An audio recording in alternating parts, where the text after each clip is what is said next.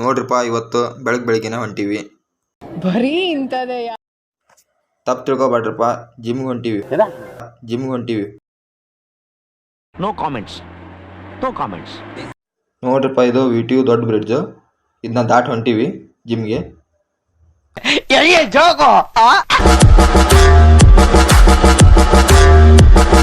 ಈ ಫಿಗರ್ ಎಲ್ಲೋ ನೋಡ್ದಂಗೈತಲ್ಲ. ನಂಗೂ ಹಂಗೆ ಅನ್ನಿಸ್ತಾ ಇತ್ತು. ಬರ್ರಿಪ್ಪ ಹಂಗಾರ ಹೋಗೋಣ ಜಿಮ್ ಒಳಗೆ ಹೆಂಗೈತಿ ಅಂತ ನೋಡ್ಕೊಂಬರೋಣ.